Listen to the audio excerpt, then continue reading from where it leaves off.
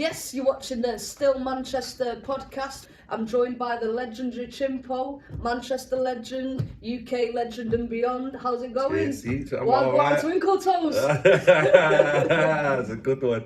I'm alright, I'm hungover in it, but I'm here in it, and I'm happy, so I'm hopefully not too slow, do you know what I mean? No, it's so good, but for a great place to start before we sort of go back into it, because obviously you've had years in the game, producing, rapping, DJing, whistling as well. You did a big whistling stint for the eyes. Nobody knows about that. You know what's hard? Like whistling and not just it sounding like... Yeah. No, like if you try and record whistling, or maybe I'm just an airy whistler. Yeah, but I had to do so much EQing to just get rid of just... Yeah. It just sounds like... So that guy off Family Guy, is it? Is that whistling? Yeah. It does sound like him or something. It's, it's not easy whistling. It's one of them things, Bates guitar, it's a bit like Bates guitar. Not everyone can do it. Now you can do it and you can go boom, boom, boom, or you can go, and you think that, you're like, yeah, I'm whistling, I'm doing that tune. But if you actually hear it recorded, or if you're not sick, it sounds rubbish. You've got to actually have a bit of talent when it comes to that. Yeah, man. So I thought, great place to start, new tune, all of the above. Yeah.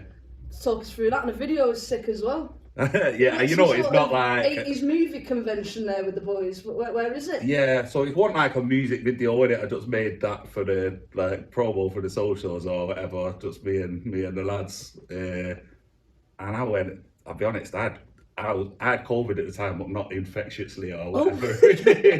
Nah, because I'd had it for like 7 days or something in it. So it's well out of the zone of meat that I shouldn't be about or whatever. But I was on my arse, so I was struggling through that way, on the way home, and that I was done in. I was like, oh, I shouldn't have done this. Went and had a big chippy and all of that, like 2 ice blasted and all of this. And, I wasn't feeling too clever on the way home, but it was Comic-Con. Ah, yeah, I thought it was something like that. Yeah, seen like Ghostbusters and all that. Yeah, kind of thing. So I was I'd made the tune in it, and I was like, right, I've not done a music video. Just need some sort of promo, something to do, and that just came up somewhere on like the Google or something. And I was like, yo, it's Comic-Con in Blackpool, that's going to be incredible. And bought me and my mate's tickets and that. Got my mate said he'd get his mate to drive and all of that. And I bought everyone tickets. I was like, yeah, this is perfect opportunity. I'll just be rapping with flipping Pikachu and Yoda and whatever. And yeah, like I say, I bought the tickets for Blackpool and that, and it wasn't until like the day before I'd gone on something and seen Manchester Comic-Con the same weekend. I've gone all the way to Blackpool. Yeah, but you know, you've got a trip to Blackpool then as well. Yeah, but like, well, I preferred it, but the Manchester one's the proper one. Right, got you. So it was, in fact, my ex has rang me and she says, that was it. My ex rang me and says, they're all in town. I says, who's all in town? She says, all the costume people. And I was like, well, yeah. She's like, I was like, they must be on the way to Blackpool. She's like, no, there's thousands of them in it. So it's like, wait, they must. And I looked it up and I was like, it's on now. And the serious one was in Manchester. I was in the like under sevens, like flipping. Budget boys. Yeah, there was no, like, I don't think there was any real like nerds there. It was Comic-Con. And I didn't really see, there was people on stores selling like figures and stuff. It was definitely like, about the game. Yeah. But everyone else was just like, with the kids day out or something or whatever. Take a picture with the Ghostbusters background or whatever. And so it was all pretty like, nice. But that was, video, sick. I had a lovely day, to be honest.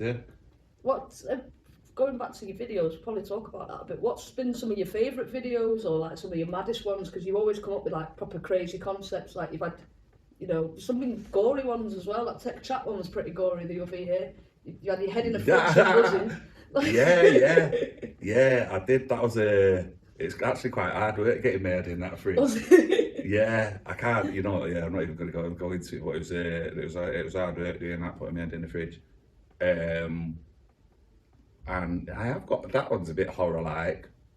The tech chat one's kind of, it was supposed to be like a Halloweeny sort of whatever, like slasher, but obviously funny. And Met Body with Slay and Coco, that was another, that was a horror one. But I thought that was like dead funny, and like my mum hates it in it. Oh really? Like my mum hates it and my dad loves it. So my mum's They like, are it's actually like horrible, disposing of a body or something, aren't they, in the video? Yeah. But my dad's like, yeah, it's hilarious, and he just, he pushes off it. So I've got very, very polarised. And then you've got other ones, like one of my favourite ones, probably Hurt Someone videos, good, like the blind date theme. Oh yeah, but I look weird in that bow tie. I don't like, Oh, do you think? Do you not? Yeah, nah, I'm not. I don't fancy myself in a bow tie. I don't want like a normal long tie or whatever. I'm happy. I flex that all day and that, but I'm not wearing a bow tie again. In fact, I should have known because at my sister's wedding I put a bow tie on. Yeah. I was like, and once I like seeing the wedding photos, and I was like, I look like a muppet. To be fair, everyone had to wear bow ties. Yeah, that was like the dressing part of the wedding party kind of thing. Yeah, so in fact, to be fair, everyone looked like a muppet. But people obviously took them up through the night, and I think I might have kept mine on or whatever, just drunk, not thinking. You know what happens at weddings? It goes from here to like around the head. You know, at a certain time. I'd look better with a bow tie. It's like it goes a bit school disco-y, doesn't it? I'd look better with a bow tie around my head than around my neck. Honestly, I look like a I look like a weirdo. Not for you, man. Not for you. Yeah. So at the minute, is one of your main focuses, because obviously, like genre-wise, like you've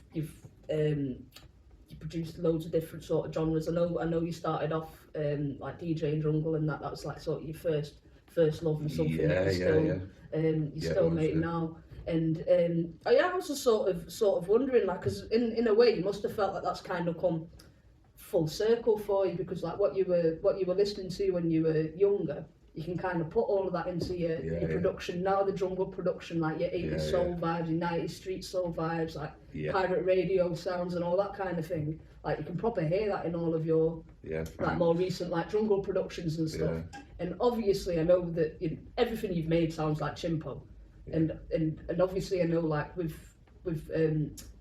your earlier dubstep stuff, that kind of thing, you had that kind of like dance hall-y like bounce to it and stuff like that, but you probably couldn't have put, you know, as many of your soul samples in there and all that kind of thing. So what's it like for you now, like being able to sort of draw on all those like past influences and sort of just like make, you know, something that's very much you?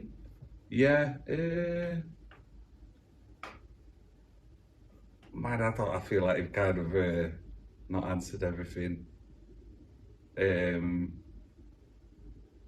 know.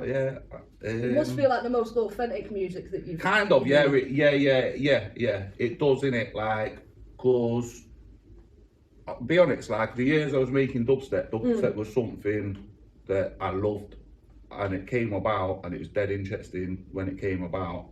Like, what I'd say is, the early years of dubstep, it was like the best genre in that.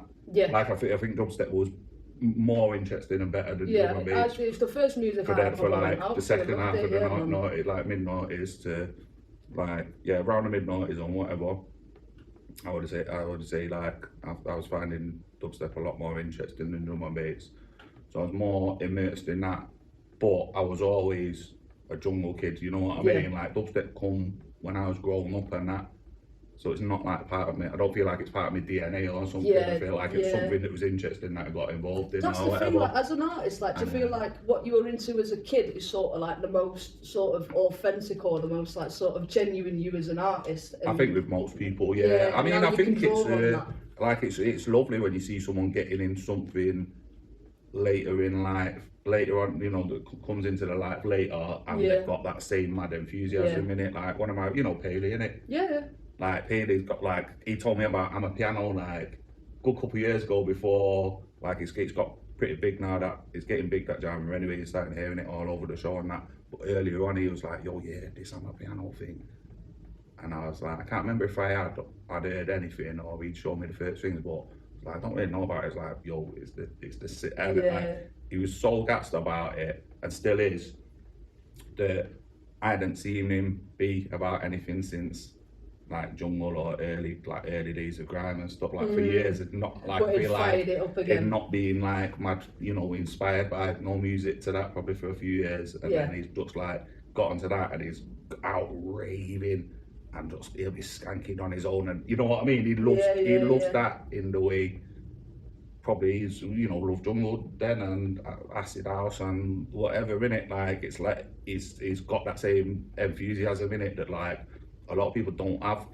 At beyond the like teenage years and maybe early 20s or whatever. So I love to see that. Do you know what I mean? It's proper inspiring that in it, and I do get it.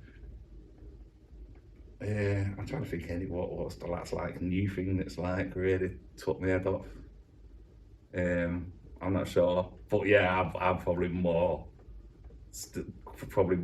you know, still enthused and have love for the good side of the music. Yeah, and you must be. But I'm like, I'm an asshole with drum and bass and jungle and that, like with like I love what I love, but I hate what I don't like. Yeah, I hate so things with other dramas where I'm not as invested in. I'd be like, it's all right. You know what I mean? If it's something's not very good, I'd be like, it's not that good or whatever. But like with jungle and with drum and bass, if I think something's not good, I'm like, it's rubbish, and I'm like dead like, I'm dead like over passionate and like not dismissive, like, you know what I mean? Like, because I've got cousins, I feel like kind of not protective of it or whatever, but like, maybe protective of it or whatever, because it's that thing what I've grown and seen go over here and whatever in it, and like, you know, when you've seen something come, you know, so far in different directions and that, when you see something just over here, it's like it's got nothing to do with what I fell in love with or whatever. It's like, what is that? Do you know what I mean? Sort of influences and sounds that was very much like jungle and drum and bass, and then it's a credit to the genre as well though, because if you think about in hip hop and rap, like there's so many different sort of subgenres within it that it's sort of just the credit to drum and bass that it's got that big kind of thing. Yeah, it's incredible. I really am enjoying this sort of, I'm sure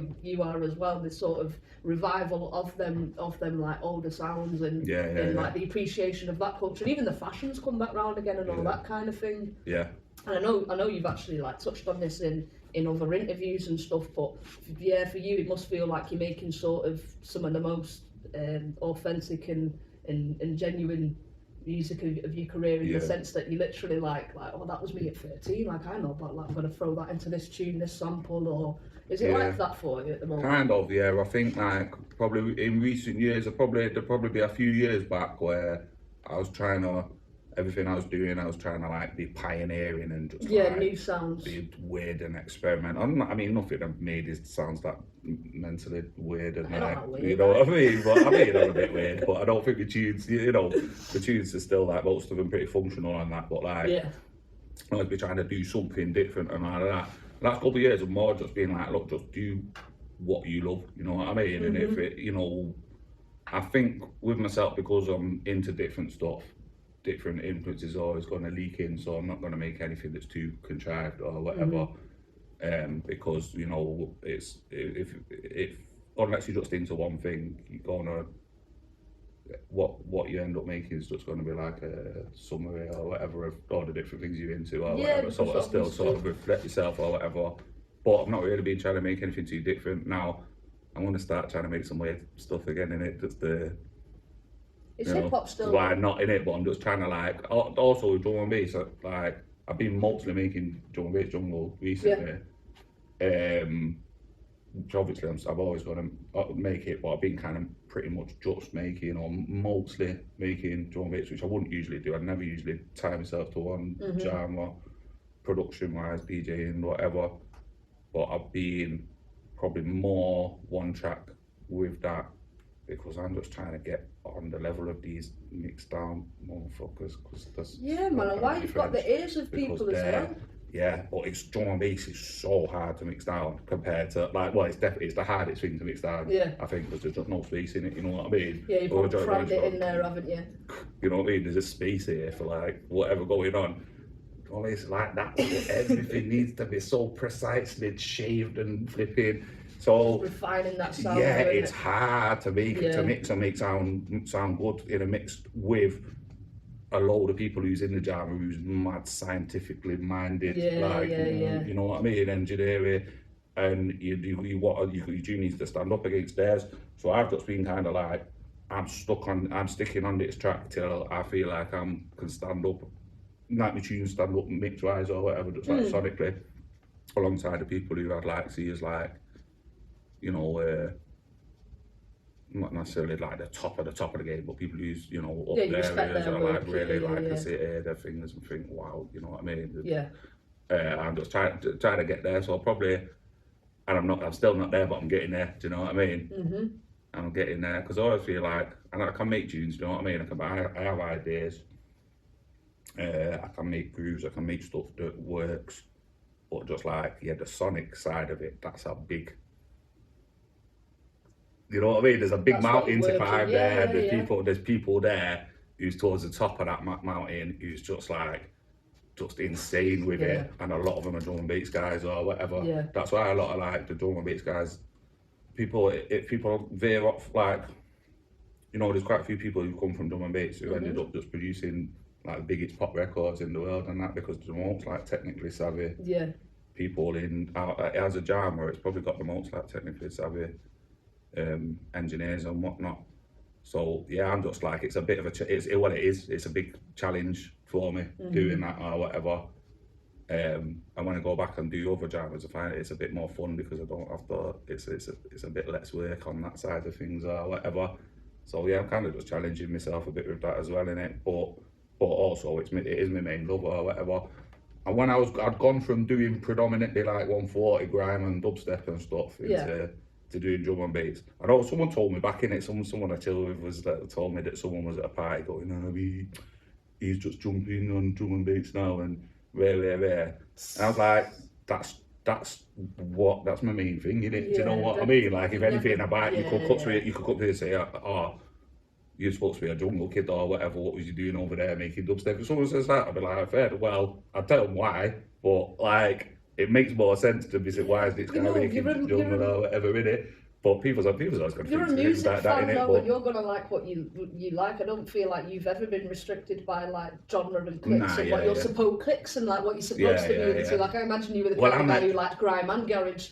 Some people that was ridiculous, wasn't it? Oh well, not so much. Probably the back in the day, a lot of people who like grime would have liked garage as well, and a lot of people who like garage probably like grime. I mean, there was a crossover with the producers of like the old guard of garage producers, maybe not respecting the young grime kids production where they was on the PlayStation, making beats on PlayStations and all of that stuff. But generally, the people who listen to the music probably listen to both. A lot of the drum and bass people back in the day hated garage. Yeah, hated it. Really? Like, was that when? I'm not saying like the heads, like the people making it and all of that, but a lot of people who's into drum and bass, and still to this day.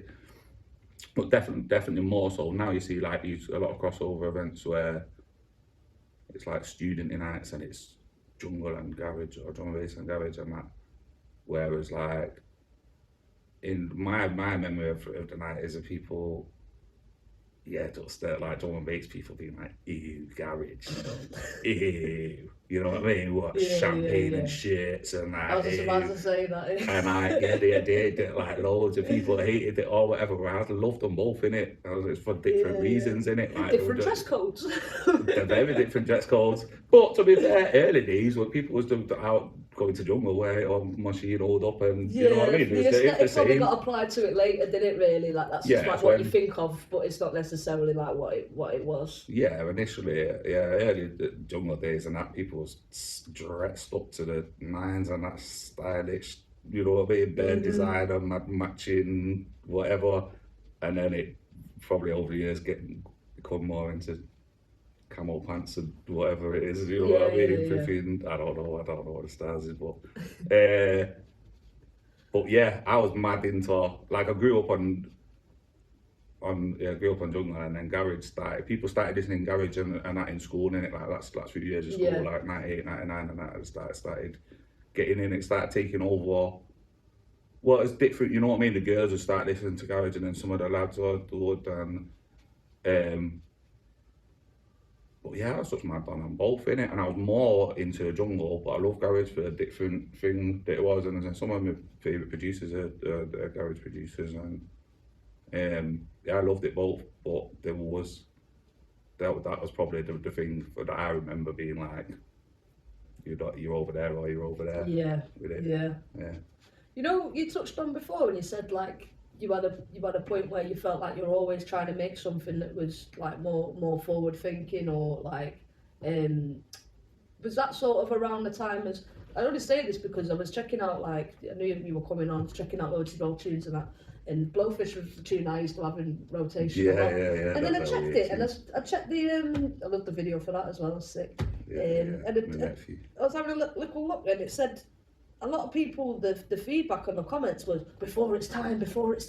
I was thinking, like, do you know that it was? Do you know, what do you think about that? Like, do you hear what they're saying, or? Yeah, it was a weird tune, isn't it? It was a weird tune, but it was hype as well, innit? So, and like, I think with you know, if you can make something for clubs that's weird and it's hype, then that's sick. Do you know what I mean? Mm-hmm. So I love that tune, innit? Like, I always love that tune. But I just seen it as like, it's like a driving, like, sort of with the chants in it as well, and the kind of, but I don't think it, maybe I think it could have been before its time, in the sense if you're thinking like typical dubstep tunes around that time or whatever did not sound like that. Nah.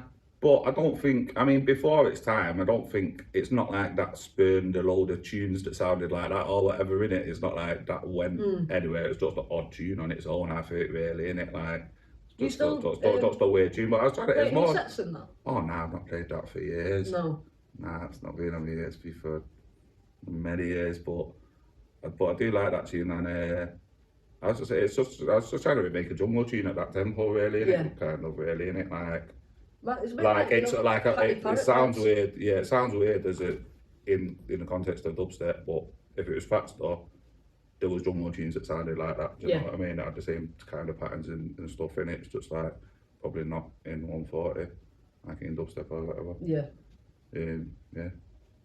What? So I was going to talk about, that was like 2012 then, wasn't it? BLOWFISH and them times kind of thing. And you had, was it GAZA the same year?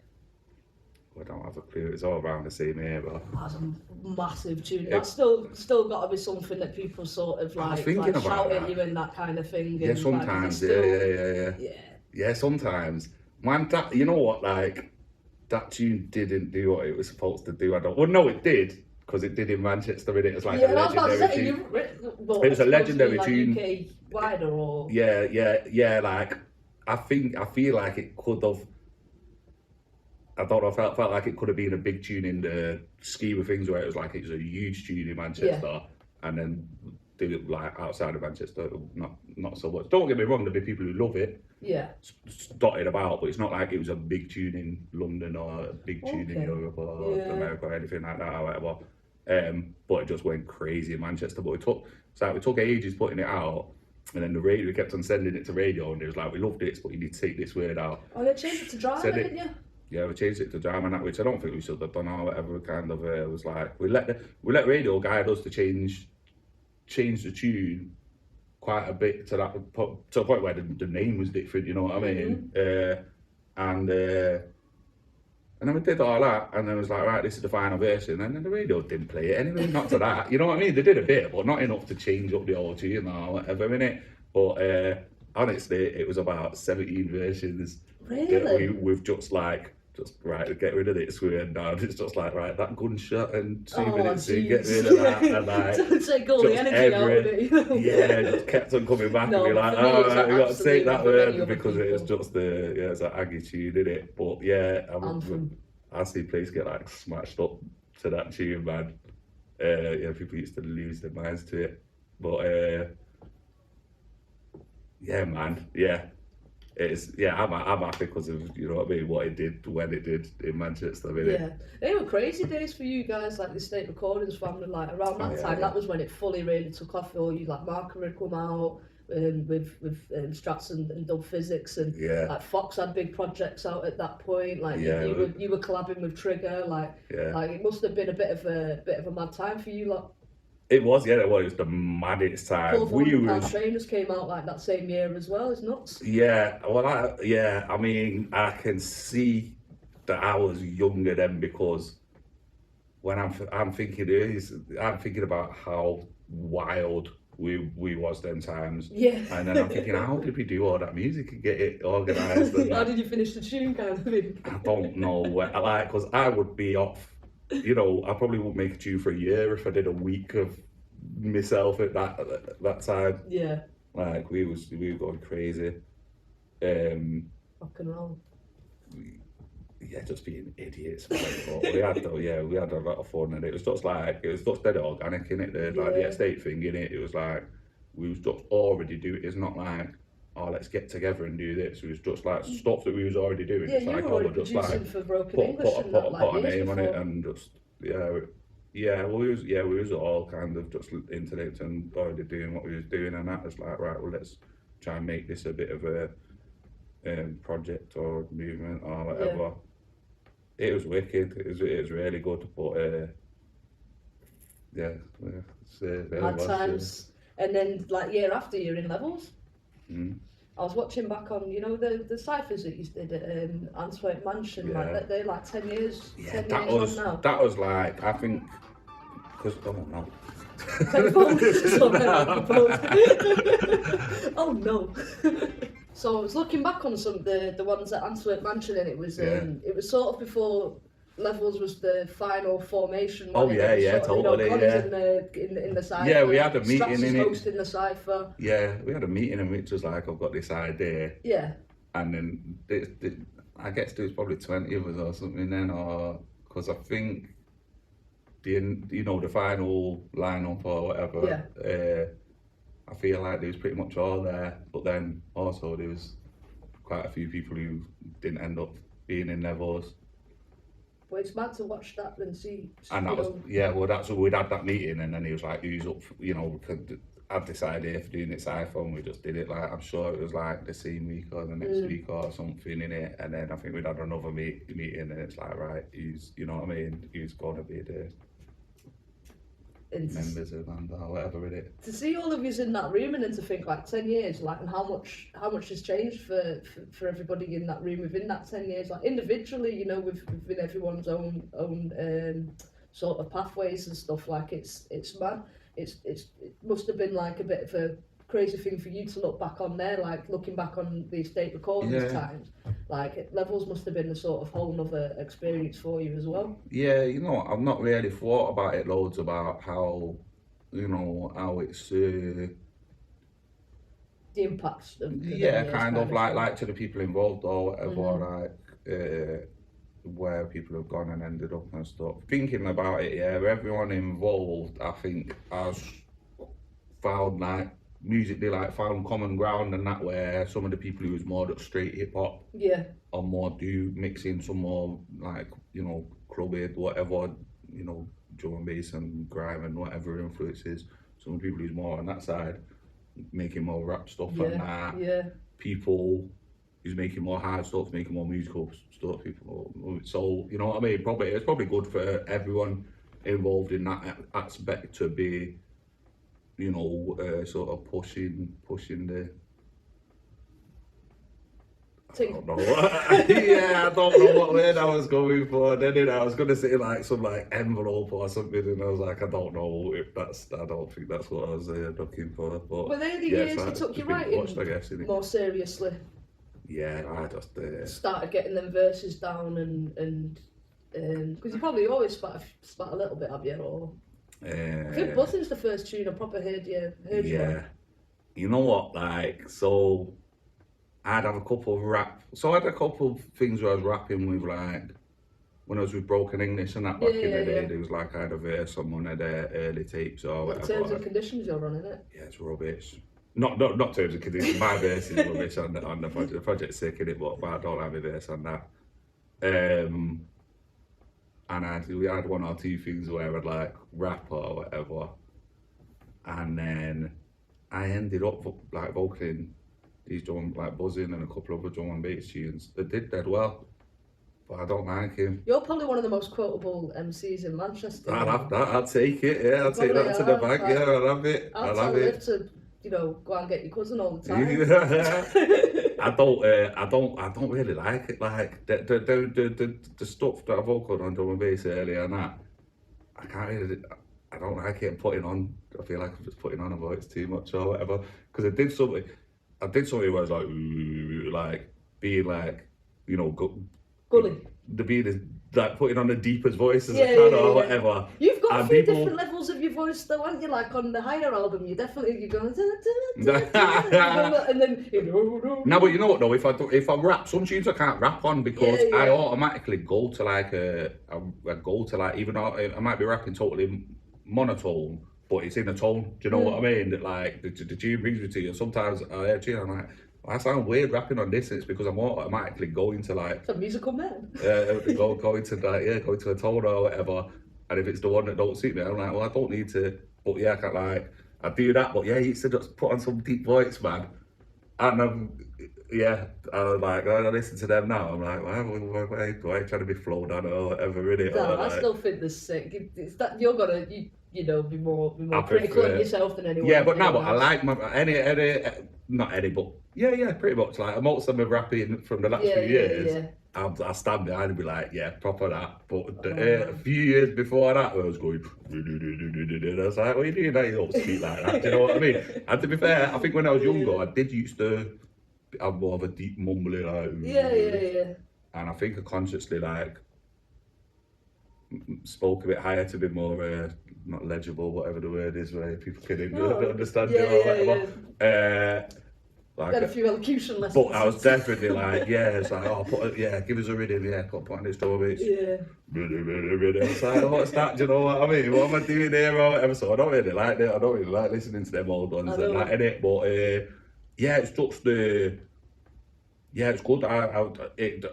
Levelz definitely got me rapping a lot more because there's loads of producers so there'll just be people making beats, so if you unconsciously like, let me jump in and do this, just end up turning, just be a rhythm man and people just try to go on and have a go. Because there's sort of no pressure on you as well, you're able to sort of just fit in where you want it to kind of thing and refine it for yourself. You would just be sat about, just chilling, and there'd just be beats on, and people would just start writing or whatever. Do the period. You went away for like 2 weeks, didn't you, or something? I did it twice, in it both.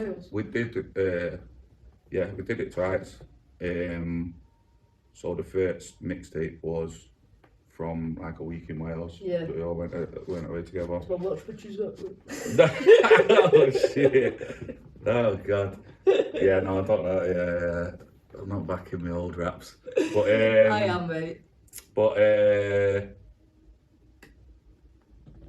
and the writing obviously has been something that you've continued to. Have you got any influences like as a lyricist? Like what's your sort of, other than yourself and your life and your experiences, like is there anyone you sort of look to and go like, oh, I love how they write or their approach? Yeah, that's an interesting question. I imagine I'm probably a lot influenced by the people I've grown up with initially rapping and that, which would be my boy Goods. You know Goods. He's also on that mixtape, isn't he? With you? He is, yeah. And we was in a crew called Nova Monkeys, and he was like, me and him was like top mates all through school and stuff. And Goods is still a massive influence. He's an influence to just sort of how I am, I think, innit? Like how sort of see things and approach things or whatever, like, because that's like my partner in crime for years of like growing up and stuff.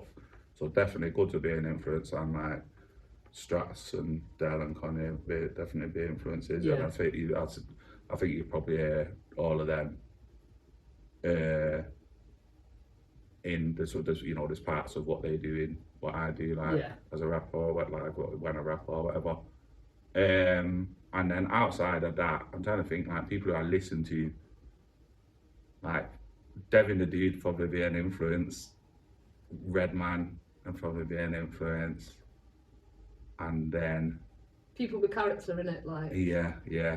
And then the other like I love like Andre 3000 and Scarface and Jay-Z. and maybe I can't hear it, but there might be some, you know what I mean? That'd be people who I'd aspire to be able to rap like.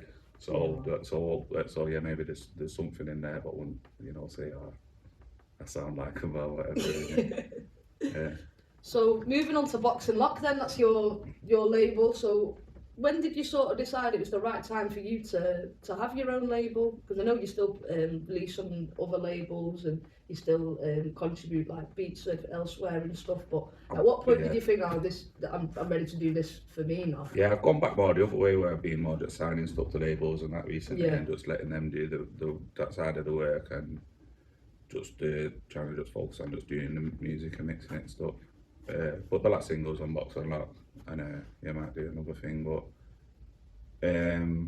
I'm just like, I've calmed myself down in it. I've like tempered my sort of fidgetiness or whatever with music, but I'm just like, right, what do this now? Oh, the focus, you mean? Like you've sort of, like I'm just like, I want to do something, and then I've got another idea and I want to do that. Yeah. And if I like deliberate too long and like go through like long process of stuff, I just lose enthusiasm to stuff in it. Like I'm always bouncing into like next ideas, and that makes me have to work, like put stuff out quick, and you know what I mean, just deal with stuff quickly or whatever, which labels hardly ever doing it. So like if I set up my own thing, I can just work.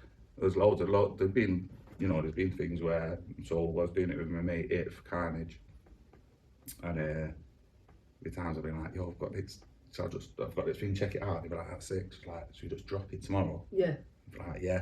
And like with Bandcamp and that, you can just do that. Yeah, exactly. And like I love that. At the same time, I have rush things and that, you know, there'd be things that I've done that probably could have got better. Yeah, where'd you find that line with sort? Because obviously you're a very like proactive person as a musician and as an artist. Like you're somebody who's clearly got multiple things on the go at once, and the fact that you'll contribute, you know, lyrics to this project, or you'll do the beats for this project, or and then be working on your own stuff. How do you sort of decide, like, what's your criteria for saying like, yeah, I want to do that?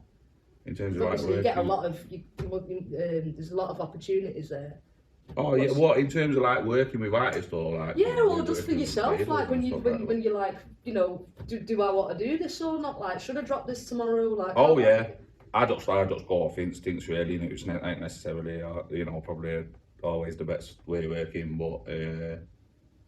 Well, that's what Boxing Lock, isn't it? Like sort of. I think you said something about like doing like what feels right. Yeah, just doing whatever we felt like doing it at any given time or whatever, and like If would always just be like, yeah, let's go for it. Do you know what I mean? He's so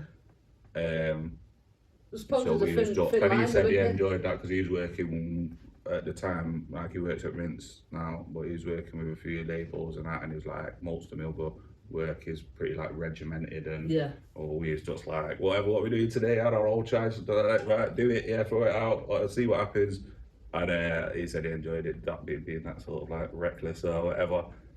But I've been more just doing the music recently and letting other people do the other side of things, or like signing stuff or whatever, because I feel like I may as well stick at my strong point, and my strong point isn't PR and organisation and anything like that. Like my head's bad for stuff like that. I've kind of forced it to be like, okay. But I enjoyed it, do you know what I mean? Yeah. And that's the main thing in it. Like, it is, you know, it's fun, like organising the video. Well, I suppose you might do that without a label, but you know, a lot of things in the label is like just interesting to do. So now it's like I've got that there and I can do it, but it's not like my main motivation. Yeah, well, I mean, you've sort of, I know you're saying it's not sort of your main thing now, but feel like you've probably maybe achieved. How long was it that you established Boxing Lock? First release was Killer Pete. It was. So that was like, what, 2018 or something? I think it might be like 2016. Over the 5 years, like... I think like 2016, I think. Yeah. Oh, a lot longer than that. I think, or 2016 or 2017, I think. I might be totally wrong there, but that's what I've seen. Shitloads of releases on there, and all different genres, and like the jungle plates were all on there as well, weren't they? Yeah, I feel like you must feel like you've achieved what you wanted to achieve with that project. Yeah, I mean, yeah, I never even really looked at it like that. Do you know what I mean? Like his project, it's just like right. There's you know, if we could make our own outlet, we can do whatever we like. Yeah. And it's just done that basically, and it's come to the point now where like, yeah, it's not the focus or whatever in it, but it's, you know, it'll be there, and it's just good having that bit. I mean, everyone's really got it now, really. Like, I suppose, like if you're rapping, yeah, then you only need your tune. You're not going to be getting, you're probably not going to be pressing vinyls and doing anything like that. So you only really need to get your tunes on the digital download stores and the streaming things, and lots of people will just do that themselves. So you don't, like, yeah, a lot of people are just doing that anyway, which is sick. Well, what stage do you think, yeah, I'm going to do an album?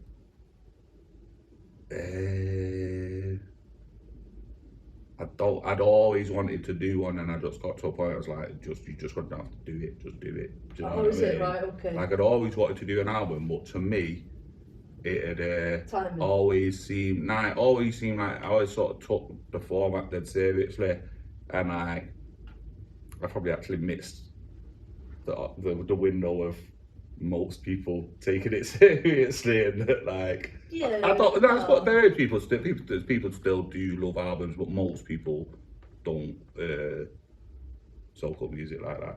Yeah, it's a shame, really, isn't it? I know what you mean, but it's but yeah, I was just like, yeah, it was like a passion project in it. I wasn't like, oh, I'm gonna do this and it's gonna smash it, or it's a smart thing to do, or whatever. It's just like, I just it was like an itch, and I was like, I remember I was chatting to Dell in it, I was chatting to DRS, and he's like, just do it, bro. And I was like, I think I'm gonna do it. He's like, bro, just do it. And then I just started making tunes. I was just like, right, yeah. Just with that in mind, and just probably being a bit more musical than other stuff I was doing at the time. Yeah, to me it feels like, I think I said to you at the time, it's like a masterclass in, like, you know, all the different sort of like UK genres that you were into. You've got a bit of got one of my favourite grime tunes for years on there. Don't say that. That is though. That's one of the that's one of the other things I don't like, man. Well, that tune. I like the tune. I just don't like my MCing on it. Why? Because I just don't think it sounds good on grime. I like there's the Levelz. What's the Levelz tune? Warning call. That's kind of a grime tune. I like my bar on that. I think I'm cold on that. But when I'm on that, I can't remember. Pistol of the wall. Yeah. I can't remember what the verse is and that. But I was trying to give it the grime energy. Yeah. I've not got grime energy. Do you know what I mean? I could have a like say on Warning Call, I'm just doing me little cheeky little throw on that on a grime rhythm. That works. But on Up the Wall, I'm trying to like you know what I mean? Like, you're like grime guy. I'm not grime guy. It's not me. It's not in me. Do you know what I mean? So it's not like, oh, I was coming out like I was saying all badness and like the content, like the delivery. I was trying to have a bit of a kind of management in it, really. It was, yeah, but like an aggressive money management anthem, and I was kind of like trying to spit like an aggressive delivery. Don't suit me that. I do sometimes do that. Sometimes I just do something and just retrospectively like, nah, I tried it, but no, it's not me that. So I don't like it, but Slaves Bar's called and that, and like it's I think it's an interesting fucking concept or whatever. But my favourite tune on HIA, Slips Me By. Yes. I like All Your Goodness. Yeah, tune. And Knobhead. Them three, 1,000,000%. Yeah. Definitely they're the three that I like in it. Romantic tunes that have come out of the city, that one. It is, I had that for years, you know. I did. I picked up the guitar in it because I used to play guitar when I was like 10, 11. And I've not played it since or whatever, and I was like, maybe I'd have to go on someone's guitar or something. I was like, I'm gonna get back on it, bought a cheap guitar. And started learning a couple chords and that. And I come up with that sometimes. This is like early at-state times. Yeah. And we was always just chilling together, just being idiots and that. And remember showing everyone this song that I like written my little chord and done a bit of sing song and that. And everyone used to like, get the guitar, do the song, go, everyone loved it, innit? And it was just a song that like, if we was like on the session or whatever. But people were surprised to hear it on the album. Them lot was like, about time, you know what I mean? Because I've had it for about 4 years or whatever, just it. So I didn't have, no, I think I had one verse actually that I changed. I think I had a little verse and it was my little strum, my little tune or whatever. And that's what everyone used to like sing it on the session. And then I did it. I think a couple of guys was like, I think it could like I envisioned it being like this or whatever. It's like, well, it's going to like, it's not going to be how everyone it is. If you got a song where it's just you playing on guitar, people fill in the blanks, don't they? Yeah, exactly. Yeah, and I'd done that or whatever. And I'm happy with it. I love that song. Oh, Buzzin, love that shit. I love that entire. It's just a great listen all the way through, and like even though it's all different genres, it just sort of like it's every tune sounds like Chimpo, and every tune sort of like leads into the next one. There's no crazy drums and stuff, and not everyone could like sort of pull that off. But I think that's just over the years of you having so much to do with involved in all these different sounds. You've actually like. Was it easier for you to incorporate it all like that? Well, I think I ended up making it it kind of tells a story, but I've not sat out and been like, right, this is gonna go into this. I just had the songs and I found them in an order. I tried loads of different orders, and then one of the orders where it worked, it kind of also went through a progression of, you know what I mean, where it's like it's not told a story, but things followed on from each other and whatever, like thematically or whatever. Got similar themes running throughout lyrically as well. But then it gelling together and that, like being different styles but gelling together, or like a lot of that's George in it, like Dub Physics mixed, engineered the whole thing in it. Like when we was there for ages, like God bless him, he spent like months with me like recording and mixing that for us. And I was just sat, I was just sat in the back, just buying us both takeaways, like, because there's just like he done so much work, God bless him, on that. Oh, big up. And I was just like, right, do you want another burrito? Do you want another? Should I get some cool runnings? I was just like, get some. He's just scratching out. He's just watching Man United fan TV on YouTube and just slowly mixing these tunes. But it took ages because there was something, I can't remember, there was something going on in the room where there was like,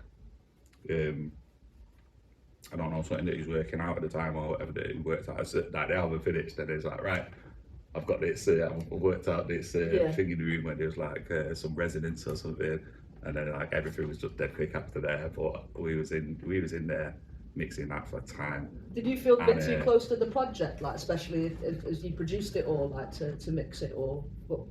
Nah, I just did you want to let that go, kind of thing? I wasn't there then. I couldn't have done it good enough then. And obviously George was been from ages, you know, more than capable to do like, he's incredible at mixing stuff and getting stuff that sounding really good. And he was up for helping me in it. So it's like, no brainer in it. Like, because I think, you know, when mixing the slow, like the project that I'm finishing now, I'm actually like listening to my tunes against people who I rate how the tunes sound, and I'm like, this is standing up.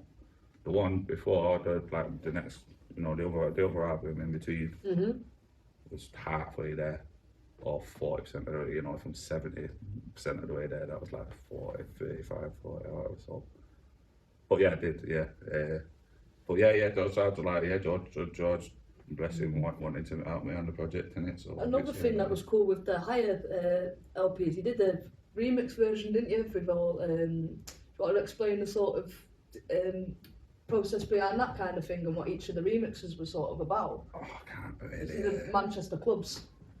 Yeah, but that's just what I ended up naming him in it. Oh really? Was it not an intention?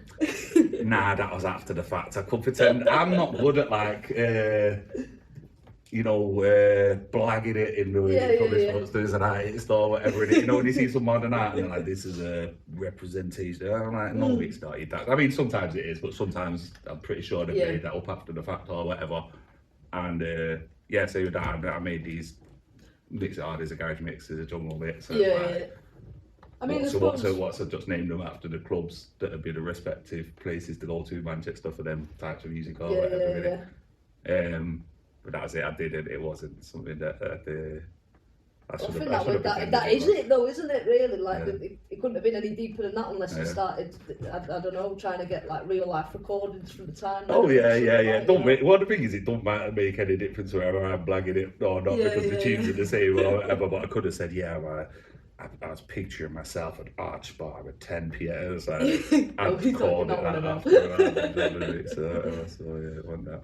So yeah, after the HIA album was outside, and what I'm trying to sort of get at is like HIA, like I said before, for me as a listener, was sort of like bit of a masterclass of all these UK genres and stuff that you've been in touch with, and then outside was sort of like very much just like pure Chimpo, like pure like your jungle drum and bass sound kind of thing. Was that like a conscious thing, like a bit like I could do all of this, but only you can do this kind of thing? Nah, not really. Nah, I've never really got that much intention. You know, honestly, I swear down, I can't ever really fit. Now sometimes I'm like, I'm gonna do this for this specific reason, but like a lot of the time, but they sort of choosing just put together during lockdown. And to be fair, like so with HIA, I was consciously wanted to try and put, you know, a sort of an array of styles or whatever that I'm into or that I do or whatever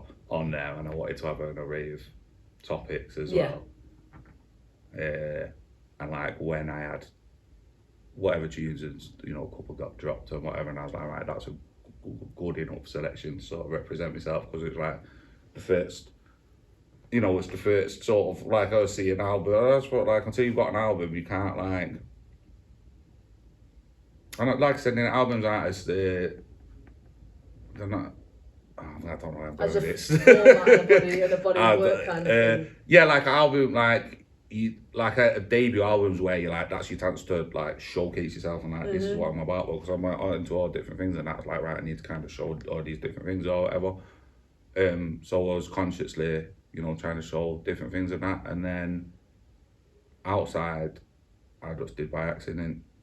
Like I just ended up with a load of it. Stumbled upon it one day. Yeah, I just ended up with a load of it by accident because my housemate had COVID, and it was early COVID times. I have to keep on talking about COVID. This is depressing. It affected us all, man. Yeah, I can't get over it, innit? Flipping it. Well, yeah, early lockdown times or whatever. Not it. Was it even lockdown? Anyway, my housemate had COVID, and these times you had you had to be inside for 10 days or whatever, like whether you know, if you've been in the same house and anything. So we both had to stay in. He was mad ill. I was fine, like didn't have it, I was chilling, but I had to stay in my little space in me. I wasn't going in the living room, it was just you just got your head down in my bedroom in the studio, and I was just like, right, this is the time to turn off your Instagram and all that. I was like, I'm not going on Instagram because it'll just depress me watching everyone out having a buzz and all that. I think it's summer. And I was like, if I just watch telly, I'm just gonna, my brain, and you know what I mean? I was just like, just do it, just be in the studio all your waking hours or whatever. And I started making these rhythms where I was trying to make jungle but with like G-funk kind of sounds in it and like 80s soul sounds and stuff like that, which I listen to a lot of rap with them sounds, but I didn't hear them as much, never really heard them loads in like drum and bass and jungle. So yeah, so I was just like making them beats, and it was just like everything, just like I'd be making a beat and I'd just be like, oh, I've got a little idea for a hook, and in the 10 days I had the most part of that album. Obviously there's loads more like, oh, this need, you know, lots of stuff. A lot of them features recorded already? Or nah, that come after the fact, innit? That come after the fact, but I had like probably 10 tunes, all with hooks, some with a bar and then some with 2 bars, whatever. So then it was just a case of finishing that, and I finished it pretty good. You know, I got it all done with after like I think like finished the tunes in the next few weeks, and then got it mixed and mastered in the next few weeks or whatever.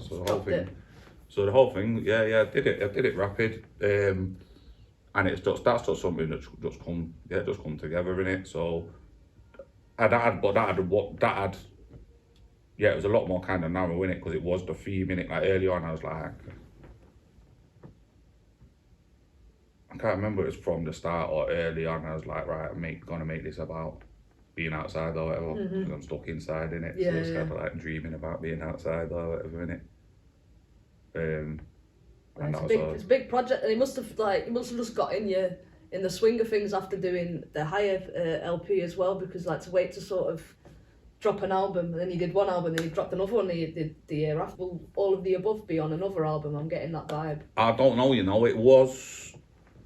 I've got I'm working on another album anyway that's pretty close to, hopefully pretty close to being done, and the plan is not for all of above to be on it, but if I ended up putting it out myself, then maybe I'll throw it on there because it's there to do that with if it fits on there. But yeah, I don't know now. That's not in the lineup of the next one. But I started the thing that I'm working on now. I started before Outside. Oh really? Because like I said, I ended up doing Outside by accident, just like on the, you know what I mean, just like however long, you know, a year or so after HIA. I just started knocking this thing together, and I was just like, yeah, this is just writing itself or whatever. So I did that, but from a while before that, I've been starting the follow up to HIA. Yeah. Which is what I'm working on now, innit? Right, okay, yeah. So what I'm working on now 3 years later or whatever is what was supposed to follow HIA and come Name of the game, innit? But it's that, I suppose it's all about being adapting like that, and sort of, like you said, going with what's right at the time. Yeah, well, it's done me head in it, so I'm spending so long on it. I'm just like, you know, is it, am I ever going to do it or whatever? That's like that Dr. J album, Detox. It's it like, never came out. It's like 15 years, and it's just like, nah, I'm not going to put it out. It's just like, oh my God, like that sent me nuts. And I was like, this is what I'm going to do. And like I said, now it's finally coming together. And I'm buzzing because I've took my time with anything. There's nothing there.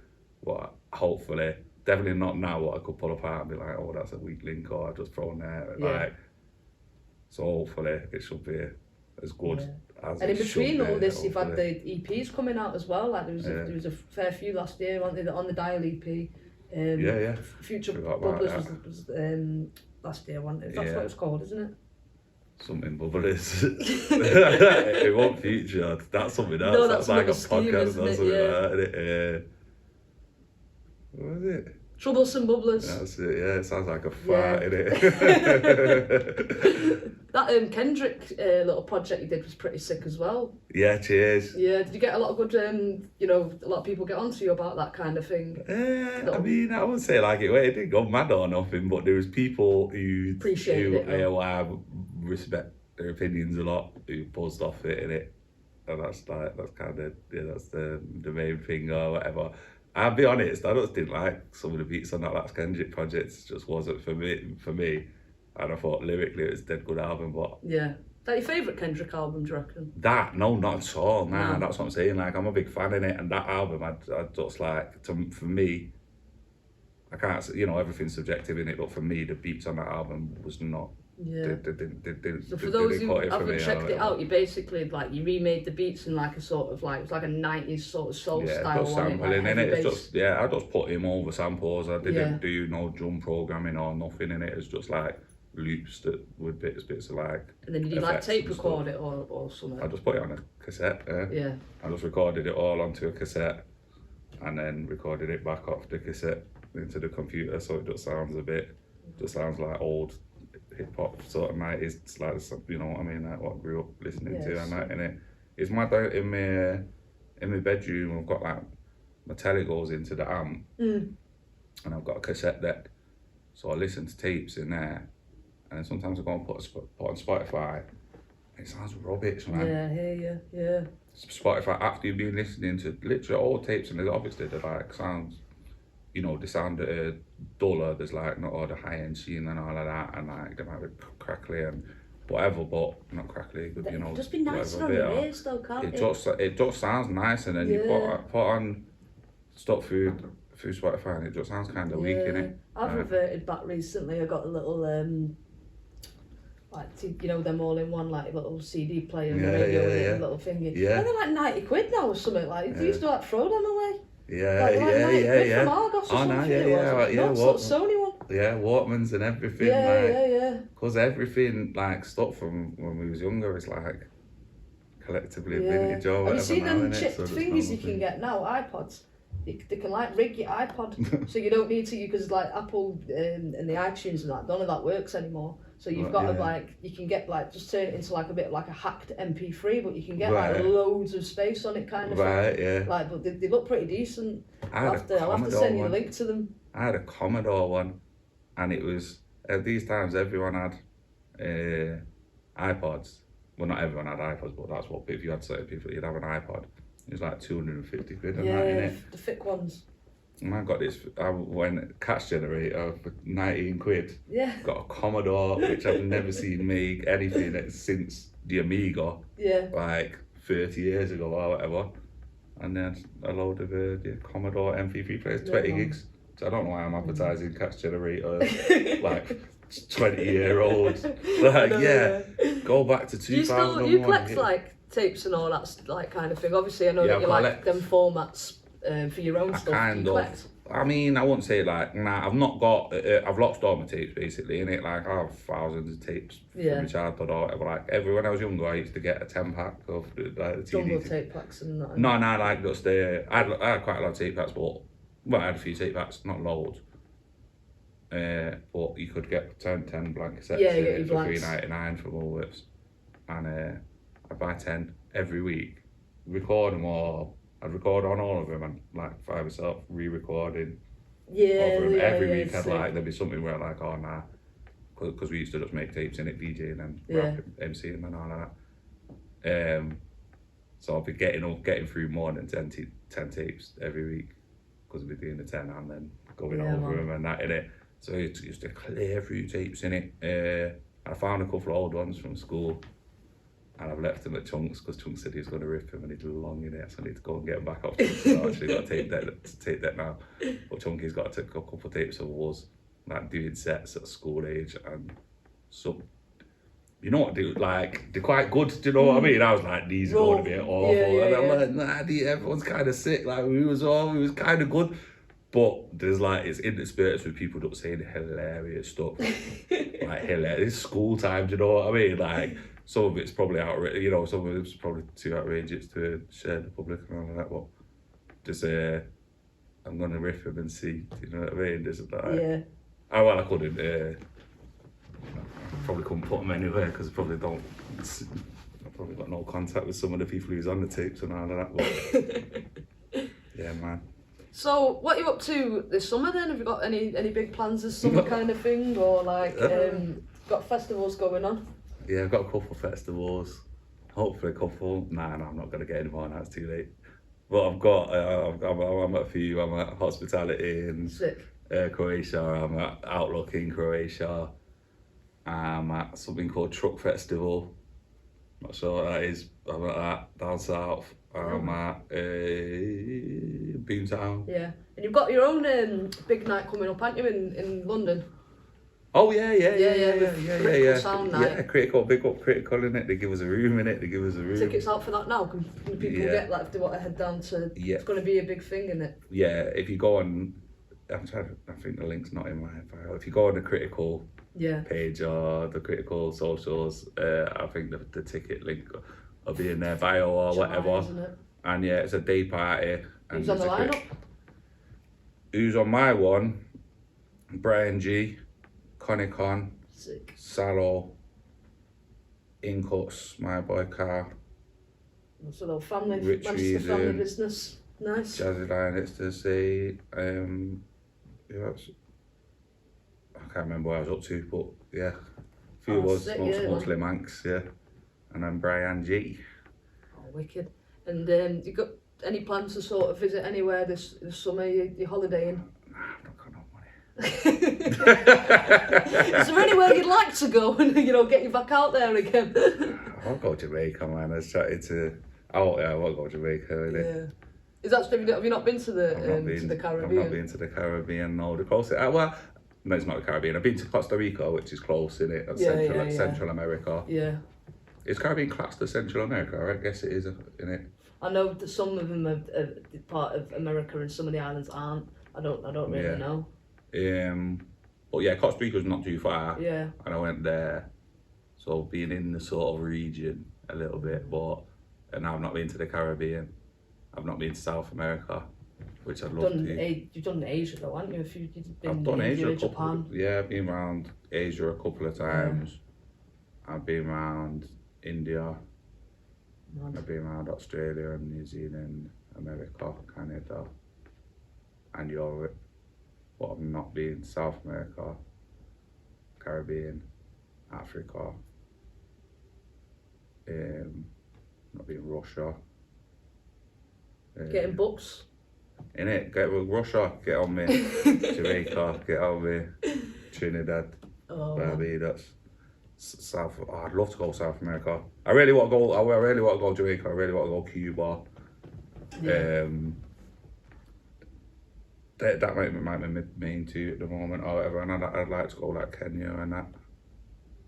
And a few. Yeah. I want to go everywhere, really, innit? Yeah. Yeah. You've enjoyed, like, over the years travelling with music and stuff, innit? And it's something that you still like, you know, what I'd be doing in it. It must be a very different thing, like when you're in a completely different sort of like environment and that people are, you know, like bouncing about to your tunes and stuff on the other side of the world. It must be mad. Or even when people send you videos and that, like when your tune's been played somewhere. Yeah. Still get that quite a bit on Insta. Get like messages on Insta and stuff. I had a couple of years before I was before lockdown. I had a couple of years I was travelling loads in it, and I had an American visa, so I was going over there quite a lot, and then I'd ended up going wherever, you know, other places where I said and that. And I did take it for granted, and towards the end, and now I would not take it for granted. You know what I mean? I've been back to like the first couple of times I went everywhere. I was like, I didn't sleep. Do you know what I mean? I'd go away for like a month or 2 months or whatever, and I'd be going every after party and getting up and doing, you know, I was just like full feet first, everything.